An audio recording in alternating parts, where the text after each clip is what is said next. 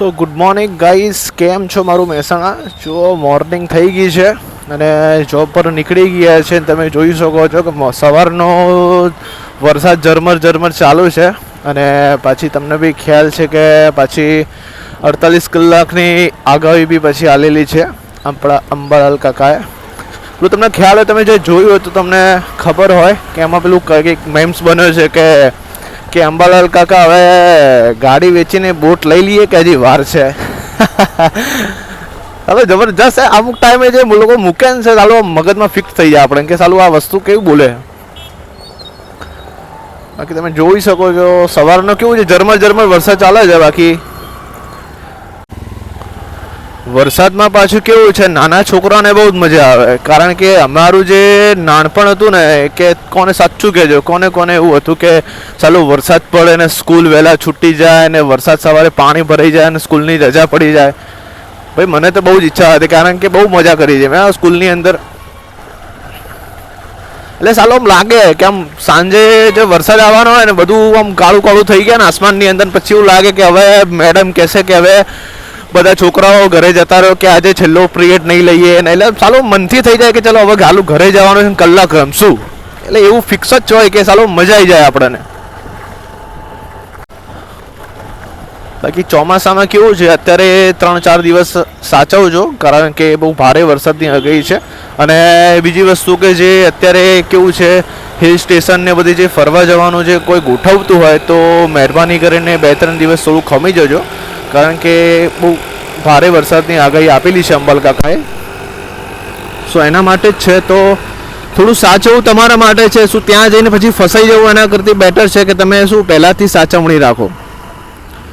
અત્યારે કેવું છે કે કંઈ કહી ના શકાય, એટલા માટે. સો તમારા માટે જ છે, તો એટલા માટે કેવું છે થોડું સાચવણીપૂર્વક તમે કામ કરો ને તો શું આગળ જઈને ફસાવો નહીં તમે એમ. એટલીસ્ટ કેવું છે વરસાદની અંદર કેવું સાલો આવું નાનો ઝરમર વરસાદ પડે ને તો શું મજા આવે આમ. અને પેલું કેવું એકદમ ધોધમાર પડતો હોય ને તો શું બાઇક લઈને નીકળવું બી ના ગમે. અને કારણ કે કેવું છે હમણાં તમે જોઈ શકો છો ના થોડો એવો બી વરસાદ પડે ને સારો એવો, તો ક્યાં ગોપી નાળું છે બધું ભરાઈ જાય.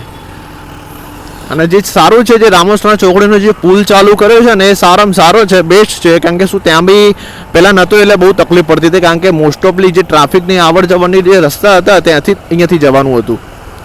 કારણ કે કેવું છે મેન પુલ છે જે અહીંયાથી જેને કોઈ બીને બાયપાસ જવું હોય તો એ ત્યાંથી જોડે છે.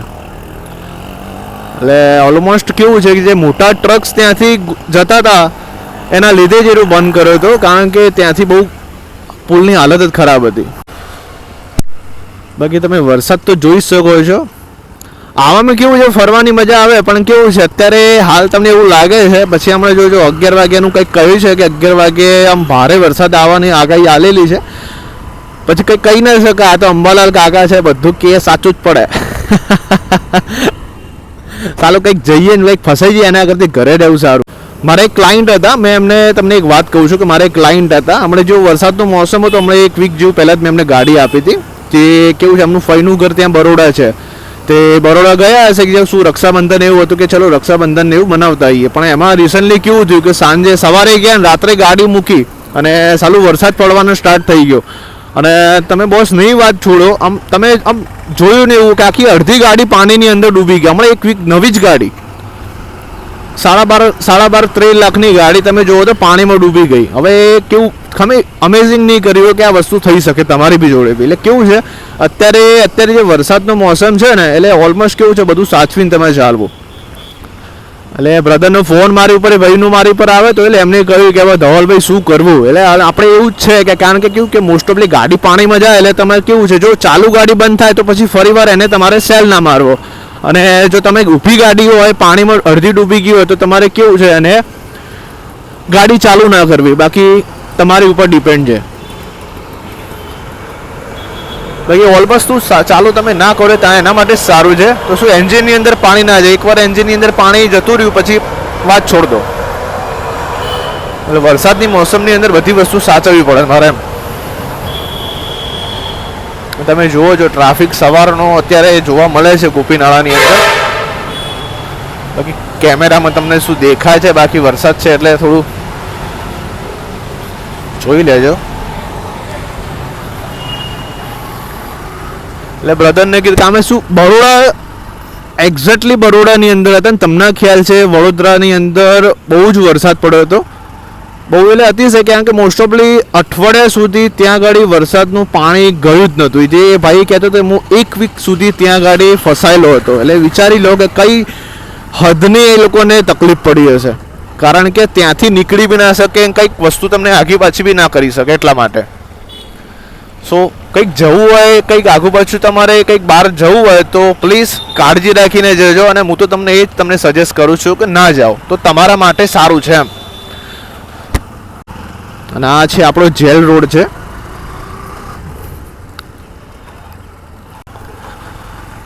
અને તમે વિડીયો સાહેબ જોવો છો, મારા ફ્રેન્ડ મારા, તમે વિડીયો જોવો છો પણ લાઈક બી કરો છો, શેર બી કરો છો, પણ સબસ્ક્રાઈબ અને ફોલો કરતા નથી. તો મારી તમને એટલી જ રિક્વેસ્ટ છે, તમે એટલો બધો પ્રેમ આપો છો તો એક બેલ આઇકન બી દબાવી દો અને સબસ્ક્રાઈબ બી કરી દો. તો શું એક તમે મારા જે નવા જે વિડીયો આવે છે એની સાથે તમે જોડાયેલા રહેશો.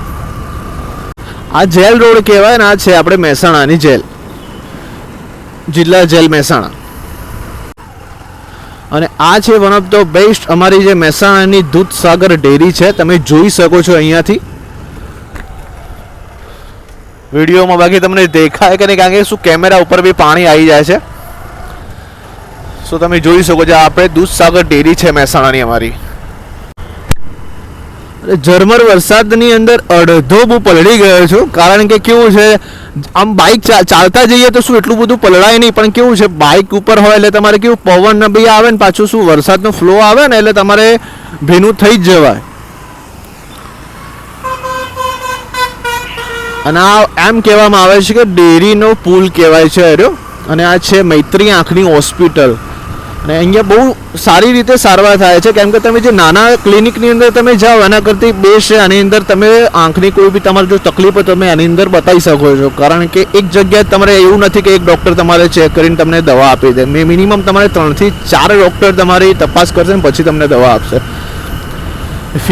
અમુક કેવું છે લોકોને મગજમાં હોય છે કે તમે દવા લો છો બરાબર છે, કે મોટું દવાખાનું છે તો એની અંદર 1000, 2000, 5000 રૂપિયા તમારે દવાની નોમિની ફીસ છે. આની અંદર તમે જો તમને જો અનુકૂળતા આવે તો તમે બતાવી શકો છો. બાકી મારો રિવ્યૂ આ મૈત્રી હોસ્પિટલનો સારો જ છે, બાકી તમારી ચોઈસ ઉપર ડિપેન્ડ કરે છે. બાકી તમે જોઈ શકો છો વરસાદ ધીમે ધીમે વધતો જાય છે. અને કેવું છે બાકી આપણે પલળી તો ગયા જ છીએ, તો જઈશું જોબ ઉપર, પંખાની આગળ બેસવું પડશે. અને બીજી વસ્તુ એવું કહેવું હતું કે તમે વિડીયો જોવો છો તો પ્લીઝ તમારો સપોર્ટ આપજો. તમે લાઈક કરો છો પણ મારી તમને એટલી જ રિક્વેસ્ટ છે કે તમે મને ફોલો બી કરો, જેથી શું મારા જે વિડીયો નવા આવે છે એ તમને અપડેટ મળતી રહે. સો ગાઈસ મારો વિડીયો તમે જોવો છો, જો ગાય માતા આવી ગયા વચ્ચે રહી ગયા. સો ગાઈસ નવા નવા વિડીયો માટે રાઇડર રાણાને ફોલો કરતા રહો. કે મહેરબાની તમે એટલી મારા ઉપર કરો કે કેવું છે કે તમે ફોલો અને સબસ્ક્રાઈબ કરો મારા વિડીયોને. જો શું નવો વિડીયો મારો આવે તો શું એની અપડેટ તમને મળતી રહે. ઠીક છે. સો આવા નવા વિડીયો જોવા માટે તમારા રાઇડર રાણાને ફોલો કરતા જજો અને સબસ્ક્રાઈબ બી કરજો. મારી ઇન્સ્ટાગ્રામ આઈડી અને યુટ્યુબ આઈડી તમને ત્યાં નીચે કેપ્શનની અંદર શો કરી દઉં છું. અને આવા નવા વિડીયો દેખવા માટે મને ફોલો કરતા રહેજો. સો મળીએ નેક્સ્ટ બ્લોગની અંદર.